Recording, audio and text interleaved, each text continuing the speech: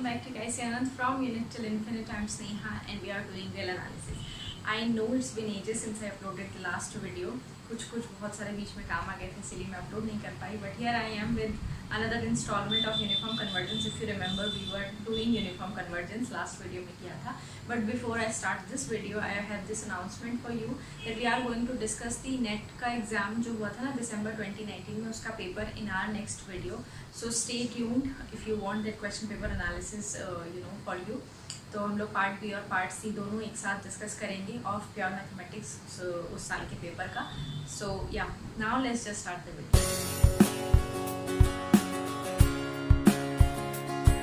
If you remember, in the last video we did the element test for sequences of functions to find out whether the sequence of function is uniformly convergent or not. आज हम लोग करेंगे test to find out the uniform convergence of a series. Now there are basically three tests: Weierstrass-M test, Abel's test and Dirichlet's test. I know Abel's and Dirichlet's test हर जगह आ गए हैं, आपके series में भी थे, इम्प्रॉपर इंटीग्रल में भी थे और यहाँ पर भी है. बिल्कुल वही, मतलब उसका जो कोर है या उसका जो क्रक्स है वो बिल्कुल वैसा ही है, कुछ चेंज नहीं हुआ है. तो उन दोनों को पढ़ेंगे हम और ये भी देखेंगे कि Weierstrass-M टेस्ट क्या है. Now what I'm trying here is I want to parallelly तीनों चीज़ों को एक साथ पढ़ लेते हैं so that आपको रिलेशन भी समझ में आ जाए और कन्फ्यूजन भी होगा तो वो दूर हो जाए. ठीक है. So first one is Weierstrass-M test. Weierstrass-M test. Then I have Abel's test. Abel's test and then Dirichlet's. Right? So in Weierstrass-M test, I'm saying that my series of function fn converges uniformly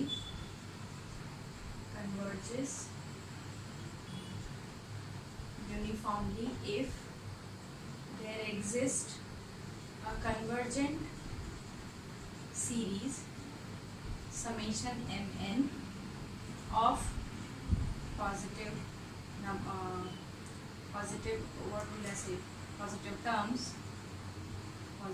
terms such that fnx is less than equal to mn for all n and for all x belonging to the domain. Right? So this is the statement for Weierstrass-M test. बहुत simple statement है. वो कह रहे हैं कोई series आपको अगर पता करनी है, series of function that it is uniformly convergent और नॉट, तो आपको क्या करना पड़ेगा, you have to come up with a positive term series that has to be convergent.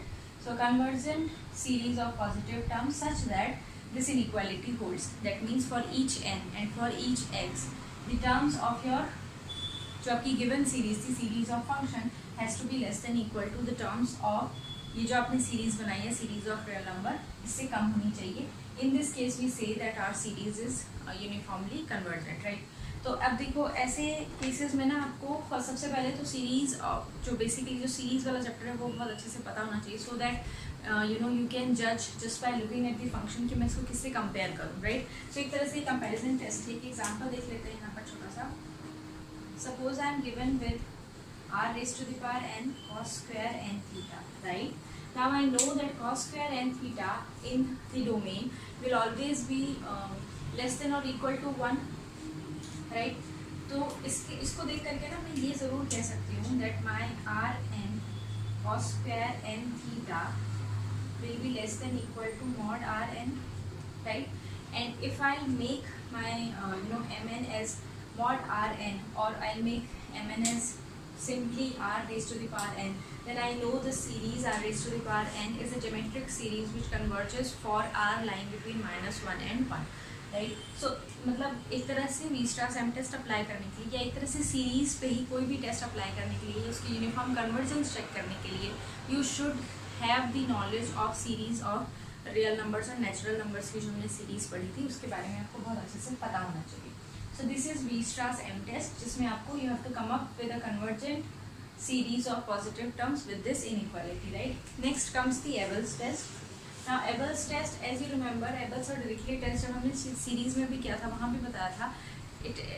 We apply this test जब हमें अपना जो गिवन सीरीज़ होता है, I can split that series in 2 different terms और उन दोनों टर्म्स के प्रोडक्ट के फॉर्म में अपनी सीरीज़ को देखें और विजुलाइज करें और फिर उन दोनों टर्म्स के ऊपर हमारे पास कंडीशंस हो सो दैट हमारा जो जो पेरेंट जो हमारी सीरीज़ है वो कन्वर्जेंट हो गया, ठीक है। सो एबल्स टेस्ट में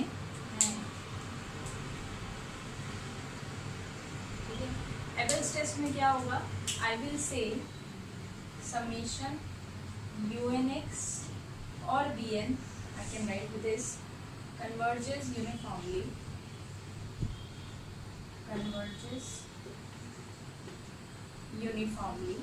if, अब मेरे पास फर्स्ट जो आ जाता है ये जो bn होगा, bnx is positive monotonically decreasing for each n.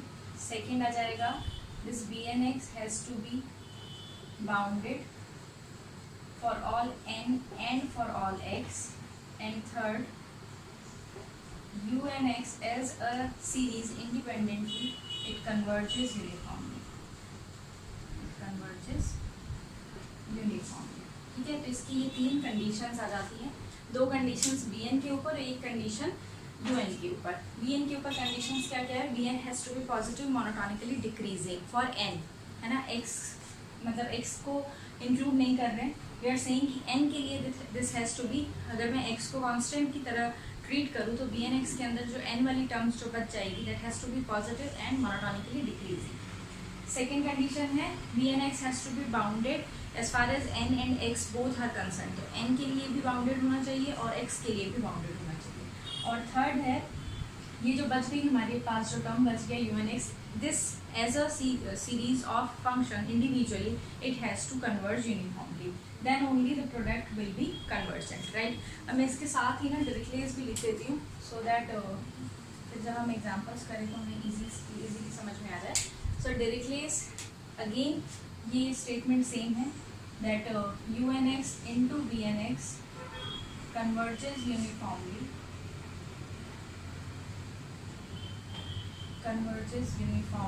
if monotonic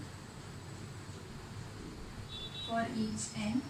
Second, bnx should tend to zero as x approaches to, for all x belonging to D, x जो भी x होगा आपके डोमेन के अंदर उसके लिए। And third, this partial sum of this term, ये जो होगा this has to be bounded,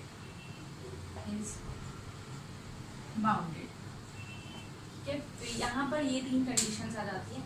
देखो अब मैं अगर इनको कंपेयर करूँ ना तो first is bnx has to be monotonic for each n, यहाँ पे वो कह रहे हैं पॉजिटिव और मोनोटोनिकली डिक्रीजिंग, तो मोनोटोनिकली डिक्रीजिंग की ज़रूरत नहीं, मोनोटोनिक है। बट अगर आप सेकंड कंडीशन को देखो, they are saying bnx approaches to zero, that means monotonically decreasing ही चल रही है सीक्वेंस अपनी, ये जो टर्म्स है वो। सो ये है सेकंड इनका सेकंड है, मतलब एबल्स का सेकंड है that bnx is bounded for all n and for all x, ठीक है, ये बात होगी। थर्ड में they are saying that this as a series of function has to converge, but they are saying that the partial sum, जो ये partial sum होगा ना, r varying from 1 to n ur, that means u1 plus u2 plus u3 up to un, it has to be bounded only। तो अगर मैं convergence के form में बात करूँ तो मुझे लगता है डायरेक्टली ज़्यादा इजी है, क्योंकि डायरेक्टली में आपको ऑलरेडी किसी भी सीरीज़ के बारे में ना पता नहीं होगा तो भी चलेगा, you just need the boundedness. बाकी bn तो ना एक तरह से सेम ही है, बस अलग अलग तरीके से लिख दिया है, बेसिकली यहीं पर डिफरेंस आ जा रहा है। So this is Abel's test, this is Dirichlet, and this is Weierstrass M test. Now Weierstrass M test जो है, it's the basic or it's the base to apply Abel's and Dirichlet test, because in order to apply Abel's test, now you should know a sequence, a series of function that is already uniformly convergent. ये आपको जो चीज़ होगी ना, ये third point, ये आपको Weierstrass M test से पता चलेगा, राइट। अब इसके 2-4 एग्जाम्पल्स हम लोग कर लेते हैं फटाफट, ठीक है। Abel's test, Dirichlet test and Weierstrass M test।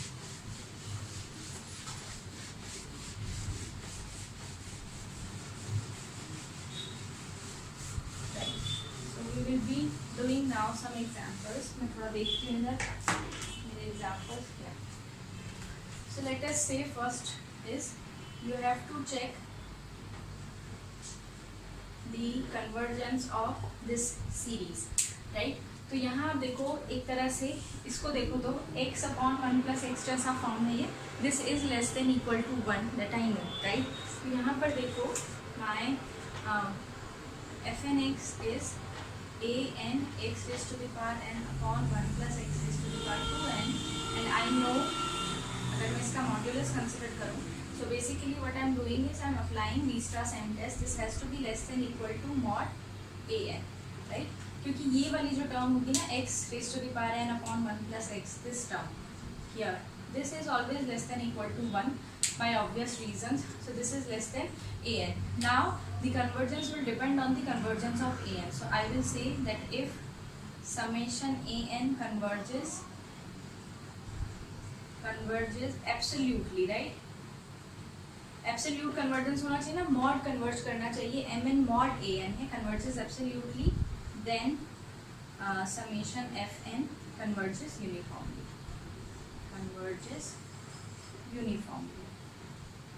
ठीक है। अच्छा, यहाँ पर मुझे एक चीज़ याद आ गई एब्सोल्यूटली यूनिफॉर्मली को देख करके, if your series of function is converging absolutely as well as uniformly, ठीक है, uniformly, then you say that it converge normally, right? ये एक टर्म है जो मिस्टर बेयर ने हमें बताया था या यूज़ करा था, that if a series of function is converging uniformly as well as absolutely, we say that it is converging normally, right? तो एक बस मुझे याद आ गया तो मैंने बता दिया। This is our first example. यहाँ आपको मैंने फर्स्ट टेस्ट अप्लाई किया, वीस्ट्रास एम टेस्ट, जहाँ मैंने देखा, इसको देख करके मुझे लगा since this is less than equal to 1, this term will be less than equal to mod a n, and now if my mod a n will be converging absolutely, then I can say that this series will converge uniformly. अब देखो इस a n की जगह if I write -1 raised to the power n upon n square, so you will say -1 raised to the power n, मैं लिख ही देती हूँ, मैं क्यों बोल रही हूँ। अगर देखो सपोज यहाँ पर आपका a n now is -1 raised to the power n upon n square, so modulus of a n will be 1 upon n square only, and I know that summation 1 upon n square converges, ये converge करता है absolutely, right? So हम कह सकते हैं that ये वाली जो टर्म थी a n multiply by this term, this will converge। तो यहाँ पर ये छोटी सी चीज़ आपको ध्यान रखनी है, मतलब मैं बार बार बोल रही हूँ आपको, इसके लिए ना सीरीज़ बहुत अच्छे से पता होनी चाहिए। अगर आपको सीरीज़ ही नहीं मालूम होगी तो सीरीज़ ऑफ फंक्शंस में बहुत दिक्कत आ जाएगी आपको, तो सीरीज़ वाला ज़रूर अच्छे से रिवाइज करना in order to do this question. Next question is second question, we have to find और we have to comment on the convergence of this thing n raised to the power q x square, right? इसके ऊपर मुझे comment करना है या इसका मुझे देखना है कि क्या होगा। तो देखो मुझे क्या, मैं I am trying here to apply Weierstrass M test, that means I have to make this modulus, ये जो मेरे पास फंक्शन होगा ना, ऐसा लिखा है x upon n raised to the power p plus n raised to the power q x square, this has to be less than or equal to something। अब ये लेस देन इक्वल टू कहाँ पर होगा, जहाँ पर ये चीज़ जो होगी, नीचे वाली चीज़ जो होगी, ये क्या हो जाएगी, मिनिमम, या फिर ये I can say this is approaching to zero somehow, है ना? तभी तो ये पूरा मैक्सिमम हो पाएगा, और ये अपने मैक्सिमम से तो कम ही होगा। सो एक्चुअली में हम लोग अब यहाँ पर क्या करेंगे, देखो this is minimum when n raised to the power p is equal to n raised to the power q into x square, and this gives me n raised to the power p minus q equal to x square, and hence x is equal to n raised to the power p minus q by 2। so ये जो चीज़ होगी ना, in all ये अपना maximum attain करेगी, और maximum इसका ये अपना कब अटेन करेगी, देखो when x is equal to what, n raised to the power p minus q by 2। so I think I should put here n raised to the power p minus q by 2 upon n raised to the power p, and this becomes n raised to the power p minus q only, right? अब हम इसी को थोड़ा सा आप solve करोगे, n raised to the power p minus q by 2 upon this becomes what, n raised to the 2 times n raised to the power p, and this becomes 1 upon 2 into 1 upon n raised to the power p plus q by 2। तो मतलब in all अगर मैं compare करना चाहूँ तो इसको मैं इस सीरीज से कंपेयर कर सकती हूँ, right? So in this case my M n becomes, जो मेरा एम एन है, अगर मैं 1/2 लिखूँ नहीं लिखूँ फ़र्क नहीं पड़ेगा, बट ठीक है लिखते हैं, 1 upon n raised to the power p plus q by 2, ये आ गया। Now I know 1 upon n raised to the power p type की जो चीज़ होती थी सीरीज में, वो कब कन्वर्ट करती थी, when p is greater then, strictly greater than 1, right? इस केस में तो अब देखो यहाँ पर मेरे पास केसेस कैसे बन जाएंगे. Suppose my P is strictly greater than 1. इस केस में तो क्या होगा, since P is greater than 1, Q कोई भी पॉजिटिव नंबर हो 1 से तो बड़ा हो, मतलब ये जो सम होगा this has to be greater than 1 से तो बड़ा बन ही जाएगा, right. So if P is greater than 1, Q is greater than equal to 0. इस केस में I can say that the series will converge if I am right. Yes, ठीक है, कह सकते हैं ना. एन रेस्ट मतलब अगर मैं P को कोई भी नंबर कंसिडर कर लूँ, P को स्ट्रिक्टली ग्रेटर देन 1 कोई भी नंबर कंसिडर कर लूँ, तो Q पॉजिटिव नंबर होगा तो भी ये ग्रेटर देन बन जाएगा, है ना. तो ये तो हो गया एक केस. इस केस में कन्वर्ट करेगा. Now if P is between 0 and 1, उस केस में क्या होगा, this P plus Q has to be P plus Q by 2 has to be greater than 1. That means P plus Q has to be greater than 2. तो ये दो cases बन गए मेरे, जिस केस में this series will converge uniformly. तो आपको ये याद रखना है इस सीरीज के लिए. कई बार क्वेश्चन आया हुआ है इससे related. So you have to remember if this P is something which is greater than 1, तो Q कोई भी पॉजिटिव नंबर हो, 0 भी हो तो भी ये कन्वर्जेंट हो जाएगा. But if P lies between 0 and 1, then you have to check the sum of P plus Q, it has to be greater than 2. So I hope आपको समझ में आया होगा, कोई कन्फ्यूजन नहीं है. तो दिस इज अनदर क्वेश्चन जहाँ पर हमने वीस्ट्रास एम टेस्ट अप्लाई किया. And this is a very important question क्योंकि मैंने कई बार देखा है पेपर में ये क्वेश्चन, ठीक है. नेक्स्ट अब आ जाते हैं एबल्स टेस्ट और डिरिचलेट टेस्ट में ना मैं आपको नहीं बता रही हूँ एग्जाम्पल्स, क्योंकि आई थिंक सीरीज़ में भी हमने किया है, इम्प्रॉपर इंटीग्रल में भी किया है, वही सेम एग्जाम्पल्स हैं. कुछ भी ज़्यादा ऐसा नहीं है, अलग सा नहीं है, तो इसीलिए उस पर टाइम वेस्ट नहीं कर रही हूँ. Anyhow I am going to discuss the questions, तो वहाँ पर अगर मुझे मिलेगा तो हम लोग वो कर लेंगे. अब आ जाते हैं हम लोग, we are actually in series of functions. So next topic is about how can we relate or how can we find out a series of real number or a sequence of real number through a series of functions or series or sequence of functions, ठीक है. So what I am doing in our next topic is relating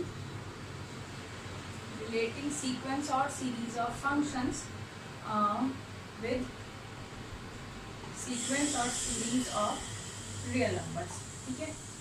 छोटा सा theorem है, actually 2 theorem है, तो मैं चाह रही थी कि मैं वो 2 थ्योरम आपके साथ फटाफट डिस्कस कर लूँ.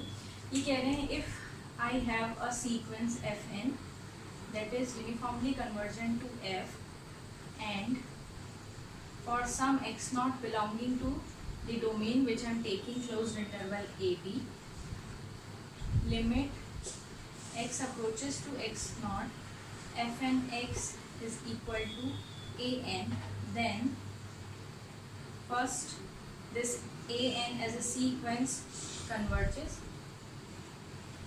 and second limit n approaches to infinity of An will be limit x approaches to x naught of Fx, ठीक है.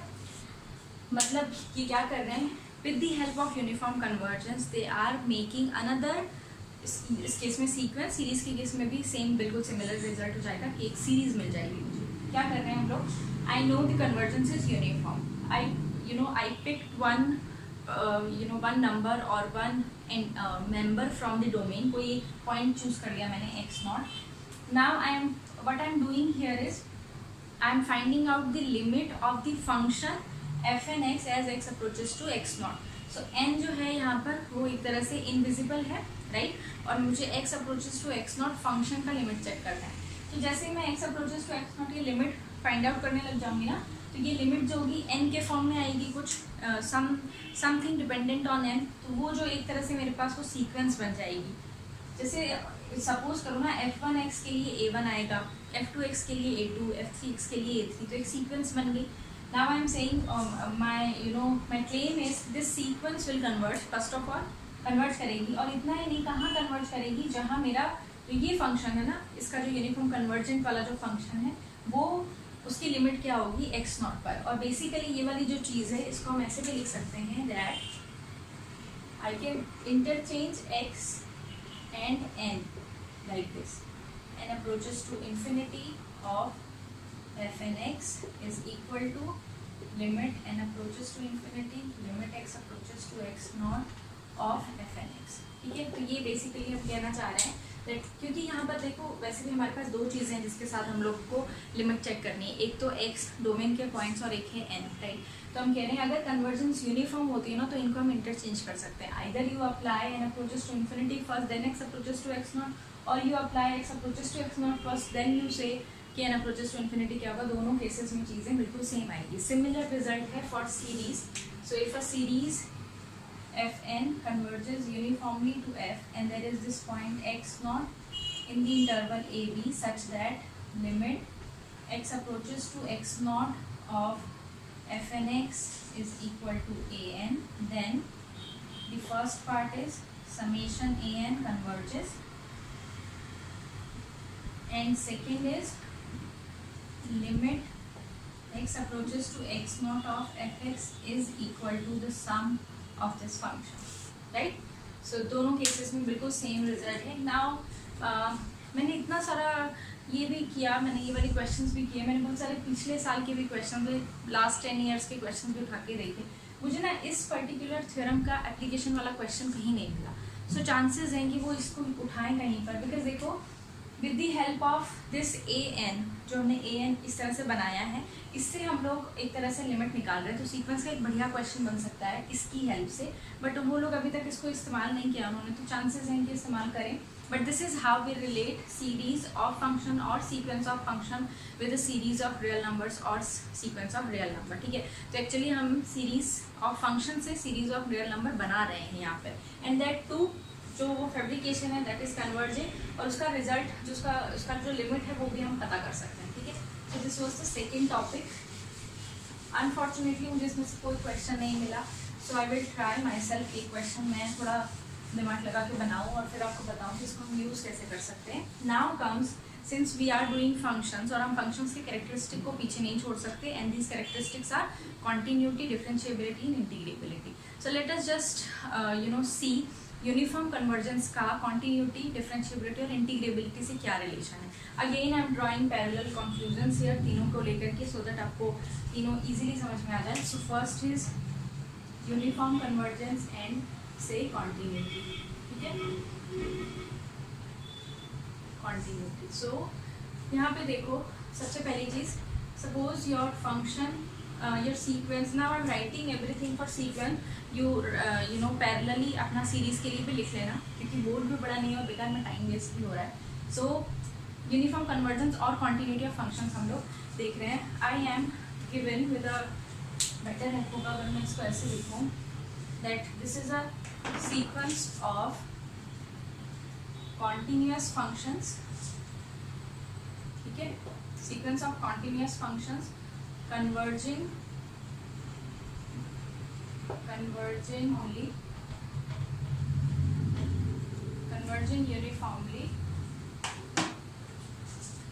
uniformly to some function f, then f is continuous, right? So अगर then f is continuous. So uniform convergence और continuity का relation ये है that if you are having a bunch of continuous function that is converging uniformly to some function f, then due to the uniform convergence that function has to be continuous, right? यहाँ से अब ये सीधा तो मुझे कुछ काम नहीं आएगा क्योंकि यू नो कन्वर्जेंस यूनिफॉर्म ही चेक करना पड़ेगा, बट इसको अगर मैं उल्टा यूज़ करूँगी तो मुझे बहुत मतलब अच्छे से याद काम आएगा। कैसे काम आएगा? If for a given sequence of function, if the point wise limit जो हम निकालते हैं, पॉइंट वाइज लिमिट से ही तो हम यूनिफॉर्म लिमिट चेक करते हैं ना। So if the point wise limit is not continuous then the convergence can not be uniform. So ये यहाँ पर बहुत इंपॉर्टेंट है। बेसिकली इसी के लिए मुझे लगता है ये चीज़ सबसे ज़्यादा इंपॉर्टेंट है that if the point wise limit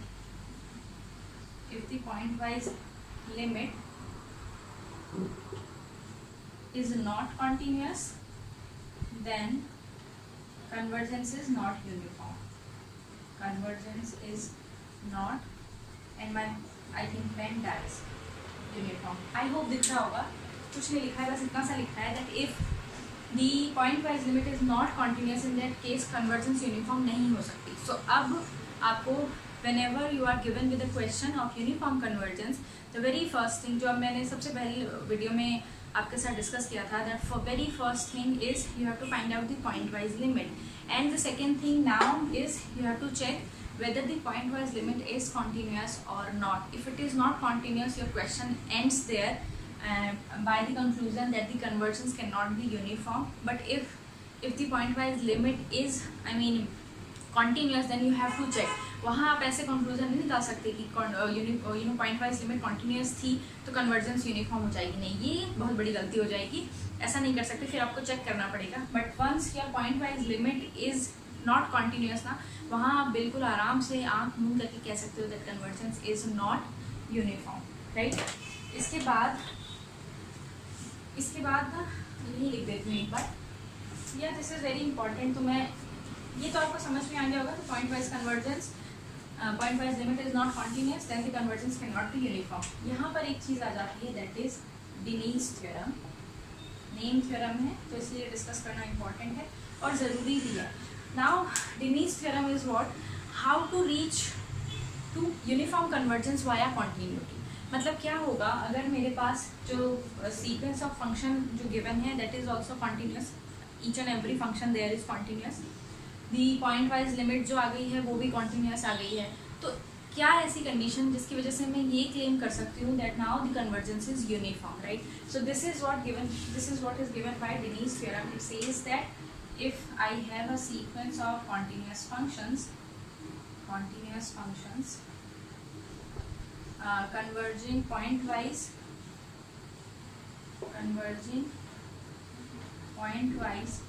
to a continuous function f, then the convergence is uniform.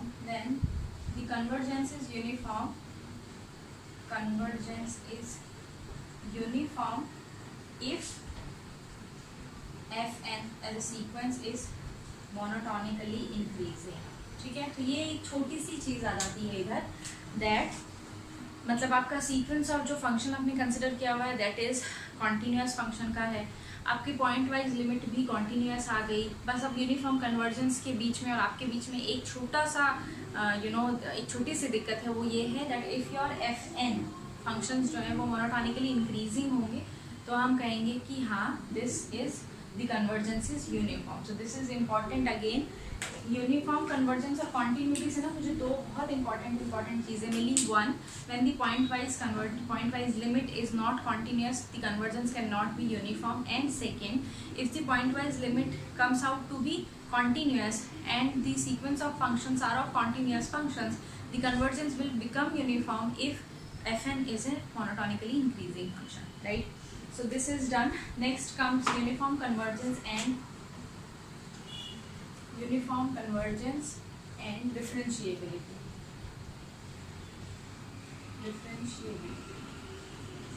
ठीक है, डिफरेंशिएबिलिटी में क्या है? अच्छा, यूनिफॉर्म कन्वर्जेंस और डिफरेंशिएबिलिटी थोड़ा ट्रिकी है रादर देन कॉन्टिन्यूटी और इंटीग्रेबिलिटी. आप देखोगे कैसे. यहाँ पर देखो क्या हो रहा है. If I am given with F N sequence of function that is converging to some function F suppose, right, and the sequence of the derivative converges uniformly to some other function G, है ना. अब मैं derivative से find out करूँ. सबसे पहले तो इसके लिए क्या होना चाहिए, आपके पास आपकी जो सीक्वेंस ऑफ फंक्शन है वो डेरिवेबल होने चाहिए, तब आप ये चीज़ देख सकते हो. अगर जो डेरिवेटिव निकालने के बाद जो आपके पास सीक्वेंस मिली that is converging to some function G uniformly, in this case then जो आपकी पेरेंट फंक्शन जो sequence of function that will converge to F and F dash X is equal to G X on your domain D. ठीक है, तो यहाँ पर again we are going to uniform convergence through differentiability. But इसमें मुझे बहुत extra काम करना पड़ेगा. क्या? Given the sequence of functions I have to prepare a sequence of differentiable functions. उनको डिराइव करके उसके डेरिवेटिव जो फंक्शंस आएंगे उसका एक सीक्वेंस बनाना पड़ेगा. Then I have to find out whether this is uniformly convergent to some function और नॉट. ठीक है, अगर ये यूनिफॉर्म कन्वर्जेंस आ जाती है तो मैं कहूँगी ये कन्वर्जेंस भी यूनिफॉर्म होगी. इनफैक्ट एफ का जो डेरिवेटिव होगा वही होगा जी. अगेन इसका मुझे एग्जीक्यूशन नहीं मिला है कहीं पर भी, ठीक है। सब तरह से मैंने देखा और ये बहुत अच्छी चीज़ ये बन सकती है, क्योंकि देखो यहाँ पर ना बहुत ही ज़्यादा मुझे लगा यूनिकली क्या बोलूँ मैं, यूनिक सी थ्योरम है। ये सिर्फ इतना नहीं बता रही कि कन्वर्जेंस यूनिफॉर्म, ये कह रही है ये जो होगा ना इनका भी रिलेशन आ जाएगा। तो अगेन ये एक ऐसी थ्योरम है इस चैप्टर में से जो अभी तक किसी ने टच नहीं करी है। मे बी इसको इस्तेमाल करके वो लोग क्वेश्चन बनाए अगली बार, बट या this is it, this is uniform convergence and differentiability, right. Then comes uniform convergence and integrability, right. So uniform convergence अगर मैं बोलूँ, इंटीग्रेबिलिटी को अगर मेरे पास एक सीक्वेंस ऑफ फंक्शन है that is converging point wise to some function f and f n is integrable for each n, then uniform convergence होना चाहिए था ये, yes, this is uniform convergence, then f is integrable, ठीक है, f is integrable. So दोनों cases में, continuity में और integrability में, our required this thing, our required जो मैं कहूँ जो चीज़ होगी, जो रिक्वायर्ड चीज़ है वो ये है that convergence has to be what, uniform, है ना। यहाँ पर भी यूनिफॉर्म कन्वर्जेंस होनी चाहिए फिर आपको रिजल्ट मिल रहा है, यहाँ पर भी कन्वर्जेंस यूनिफॉर्म होना चाहिए फिर रिजल्ट मिल रहा है। सिर्फ यहाँ पर डिफरेंशिएबिलिटी में ऐसा है दैट पॉइंट वाइज कन्वर्जेंस से आप यूनिफॉर्म कन्वर्जेंस पे जा रहे हो।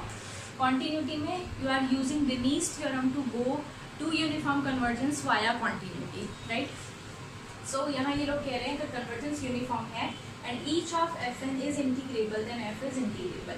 इनफैक्ट यहाँ पर अगर ये जो कंडीशन थी ना, यहाँ स्टार लगा दिया, this condition is f N is continuous for each n, तो भी रिजल्ट होल्ड करेगा, है ना। Continuity, just mere the continuity of the functions can tell you that the जो भी लिमिट आई है ना हमारी, वो लिमिट इंटीग्रेबल होगी। तो इससे भी थ्योरम बन सकती है, इससे भी मतलब प्रूफ हो सकता है, बल्कि इससे ईजियर प्रूफ होता है कॉन्टिन्यूटी की हेल्प से रादर देन इंटीग्रेबिलिटी की हेल्प से। तो यूनिफॉर्म कन्वर्जेंस और कॉन्टिन्यूटी के लिए आपको फंक्शन आपका ऑलरेडी जो सीक्वेंस है या सीरीज है, अच्छा ये सारी चीज़ें सीरीज के लिए भी ट्रू है, बिल्कुल इसी तरह जहाँ सीक्वेंस है वहाँ आपको सीरीज चेंज कर देना और कुछ नहीं है। सो यूनिफॉर्म कॉन्टिन्यूटी में you are given with some some sequence of function that is converging uniformly, then जो लिमिट वाला फंक्शन होगा that is continuous, similar result is in integrability. But differentiability में काम भी ज़्यादा है, ऑल्दो वो आपको पॉइंट वाइज कन्वर्जेंस से यूनिफॉर्म कन्वर्जेंस दे रहे हैं, बट आपसे काम भी बहुत ज़्यादा करवा रहे हैं। वो कह रहे हैं पहले आपका जो गिवन फंक्शन था उसका डेरिवेटिव निकालो, फिर उससे जो सीक्वेंस बनाओ उसको चेक करो वो यूनिफॉर्म कन्वर्जेंट है कि नहीं, फिर आप कहोगे कि ये यूनिफॉर्मली कन्वर्जेंट है। यहाँ जो होती है ना ये वाली चीज़ या इसका जो ऑपोजिट मैंने रिजल्ट लिखा था वो बहुत इंपॉर्टेंट हो जाती है।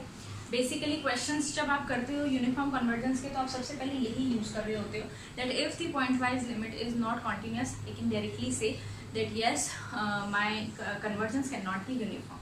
तो ये हो गई मेरी characteristic of functions with uniform convergence, ठीक है। इसके बाद एक जो लास्ट इस क्या बोलूँ मैं सब्जेक्ट का, इस टॉपिक का जो लास्ट चीज़ इसकी बच जाती है वो है Weierstrass approximation theorem, right, approximation theorem. So last thing here is Weierstrass approximation theorem. इस एक बड़ी इंपॉर्टेंट थ्योरम है ये। देखो इम्पॉर्टेंट इसलिए है क्योंकि ना वो वाले जो क्वेश्चन नहीं होते जहाँ पर स्टेटमेंट्स लिखी होती है there must exist this and there must exist this, वहाँ पर यूज आती है। बहुत अच्छी बहुत प्यारी सी थ्योरम है। They are saying that if you are given with a real valued continuous function on a bounded domain on a closed interval, then there must exist a sequence of polynomial such that that sequence of polynomial converges uniformly to f. That means for any real valued function that is continuous on a bounded domain, there must have an approximation, or you can approximate that function using polynomial sequence of polynomials. So they are they are saying let f be a real valued continuous function, real valued continuous function on close होना चाहिए भाई ये interval, ठीक है, ये बहुत important है। यहाँ पर ये बाउंडेड होना चाहिए। Then there exist sequence of polynomials polynomial such that this sequence converges uniformly to f. ठीक है, ये मैंने एक दो जगह देखा है क्वेश्चन, उन्होंने ऐसे क्वेश्चन लिखा है, कोई फंक्शन दिया हुआ है दैट इज कॉन्टिन्यूस, सबसे पहले तो आपको कॉन्टिन्यूटी चेक करनी पड़ेगी, हाँ सबसे पहला क्वेश्चन तो ये आ गया, और फिर उन्होंने ऑप्शंस में लिखा हुआ है there must exist an approximation of polynomials, there must exist rational functions जो यहाँ यूनिफॉर्म कन्वर्जेंट हो, there must exist constant functions, मैंने ऐसे अलग अलग से बना करके उन्होंने दिए. So this is Weierstrass approximation theorem. It says that अगर आपके पास रियल वैल्यू कॉन्टिन्यूस फंक्शन है तो आपको एक सीक्वेंस ऑफ पॉलिनोमियल्स मिल जाएगा such that that sequence of polynomial will converge uniformly to F, right. So I think मैंने यूनिफॉर्म कन्वर्जेंस सारा आज एक साथ करवा दिया. फर्स्ट जो हमने किया, first segment of the video was about Weierstrass M test, Abel's test and Dirichlet test. ठीक है, स्टेटमेंट्स आप जाकर के आराम से देख लेना. Second was I tried to make a sequence or series of real numbers through the sequence or series of functions, which is important because यहाँ पर बहुत सारे ऐसी थ्योरम्स है जो अनटेस्ट हैं अभी तक, और मुझे पूरी उम्मीद है कि वो लोग कुछ ना कुछ बना करके यहाँ से देंगे. Third thing, we tried to use uniform convergence in the characteristic of functions. मतलब गिवन फंक्शन डिफरेंशिएबल है, कॉन्टीन्यूस है या इंटीग्रेबल है तो कन्वर्जेंस पर क्या फ़र्क पड़ेगा, या अगर कन्वर्जेंस यूनिफॉर्म है तो इन सब चीज़ों पर क्या फ़र्क पड़ेगा. Third and last thing is Weierstrass approximation theorem, जो ये कह रही है हर एक कॉन्टीन्यूस फंक्शन के लिए on a bounded interval you have an approximation of polynomials, right. So with this uniform convergence is done, all we are left with functions of several variable. functions of several variable एक तरह से functions का पूरा revision है. अभी तक जो आप फंक्शन कर रहे थे यहाँ तक, राइट, ये क्या था आपका फंक्शन ऑफ वन वेरिएबल था. एक ही वेरिएबल में आपने लिमिट भी चेक करी, कॉन्टीन्यूटी भी, डिफरेंशिएबिलिटी भी, है ना, इंटीग्रेबिलिटी भी. But function of several variable है, एक से ज़्यादा वेरिएबल है आपका, तो वहाँ पर आप कॉन्टीन्यूटी, डिफरेंशिएबिलिटी और इंटीग्रेबिलिटी किस तरह से या लिमिट किस तरह से निकालते हो, किस तरह से चेक करते हो, हम वो स्टार्ट करेंगे. नेक्स्ट जो हमारा वीडियो होगा that video will be about the question paper discussion December 2019 का. So until we meet next, you take care. बहुत सारी अच्छे से पढ़ाई करो, बहुत टाइम है आपके पास, यूटिलाइज करो and ask me anything if you want any doubt और क्वेरी. तो मिलते हैं नेक्स्ट टाइम. बाय.